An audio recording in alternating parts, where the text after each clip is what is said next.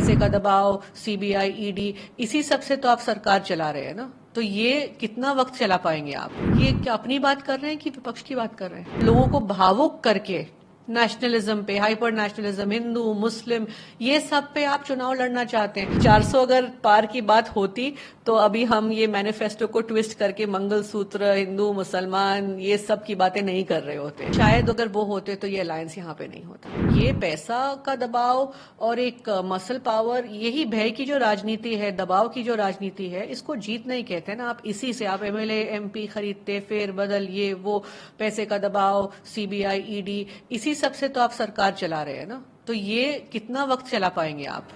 आप मानते हैं कि फेयर इलेक्शन हो रहा है अभी तक, क्योंकि 2 चरण में चुनाव हो चुका है देश भर में और आप भी घूम रही, तो फेयर इलेक्शन चल रहा है देश भर में?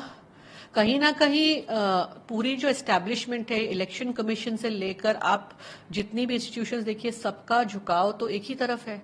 तो फ्री एंड फेयर तो हम कह नहीं सकते, पर हम उम्मीद रखते हैं कि जनता बड़ी संख्या में अब बाहर आएगी और लोकतंत्र का जो सही हक में मतलब होता है वो जनता ही जनार्दन होगी और जनता ही आखिर में जवाब देगी, तब जाके फ्री एंड फेयर इलेक्शन होगा। वोटिंग परसेंटेज तो लगातार गिरता जा रहा है। हाँ, तो बताइए क्यों? इसलिए गिर रहा है क्योंकि लोग थक गए हैं ना। लोगों को अब ये लग रहा है कि अगर हम वोट भी करेंगे, बोलते हैं लोग, हम अगर बटन दबाएंगे तो वोट तो बीजेपी को जाएगा, हम नहीं चाहते हैं।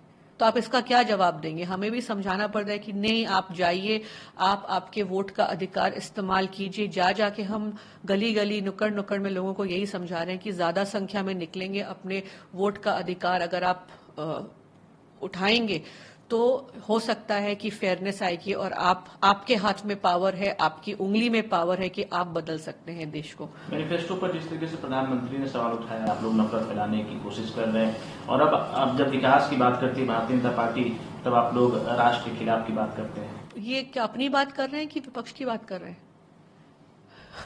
मतलब मोदी जी, मैंने कहा था प्रधानमंत्री हैं, आप आपकी रिपोर्ट कार्ड 10 साल की दिखाइए ना। आप 10 साल बाद अब इतना दुनिया में नाम रोशन करके फिर आ गए आप हिंदू मुसलमान और वर्ड्स और मैनिफेस्टो को ट्विस्ट करते। इतना क्लियर कट मैनिफेस्टो, इनफैक्ट हमारा कांग्रेस का जो मैनिफेस्टो है उसमें एक सबके लिए न्याय की बात करी है, उसमें सबका साथ सबका विकास की बात करी है। अब आप विकास साथ सब कुछ छोड़ के आप फिर सांप्रदायिकता पे आ गए। आप फिर से मतलब लोगों को भावुक करके नेशनलिज्म पे, हाइपर नेशनलिज्म, हिंदू मुस्लिम, ये सब पे आप चुनाव लड़ना चाहते हैं। तो फिर 10 वर्ष आपने किया तो क्या किया? बिल्कुल इंसल्ट जो बोलते हैं वो फील कर रहे हैं। तो जोश जोश में आके भाजपा के जो नेता हैं उनको लगता है कुछ भी बोल दें, ये जोश में आ जाते हैं क्योंकि उनको लगता है कि भाई हम ही हम हैं, जीत भी हमारी है, सब कुछ हमारा है। तो दे हैव टू रिफ्रेन, मतलब आपको सोच समझ के बोलना चाहिए। किसी भी वर्ग के लोगों को ठेस नहीं पहुंचनी चाहिए, चाहे क्षत्रिय समाज हो, चाहे आदिवासी समाज हो, चाहे मुसलमान समाज हो। मतलब सोच समझ के बोले।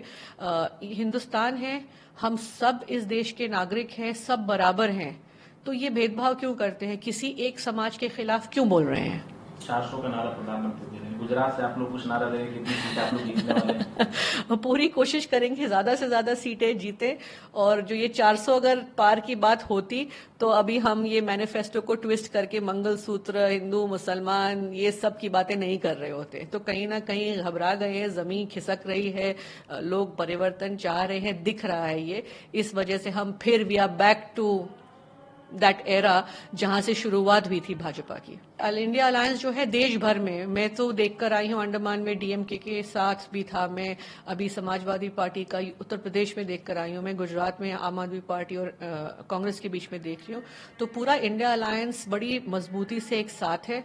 और आप ये समझिए कि क्यों जरूरत पड़ी सबको साथ आने की? इसलिए जरूरत पड़ी क्योंकि ये जो ताकत है अभी जो देश के खिलाफ काम कर रही है, इस ताकत को तोड़ना है। तो चाहे इंडिया अलायंस के पार्टनर्स आपस में एक दूसरे से शायद चुनाव लड़ते आए हैं, बट आज देश को, देश के हित में साथ आए हैं, क्योंकि इस वक्त जो गलत ताकत के हाथ में देश है उनको हटाना है। ये this is the need of the hour. Bharuch Ahmed Patel ji के नाम से आता है जी, तो आप लोग कितना साथ दे रहे हैं आम आदमी पार्टी के कैंडिडेट का, और उनकी तरफ से कितना आप लोग? ये हमारी तरफ से पूरा यहाँ पे प्रदेश कांग्रेस है, डिस्ट्रिक्ट कांग्रेस है, सब साथ में मिलकर काम कर रहे हैं।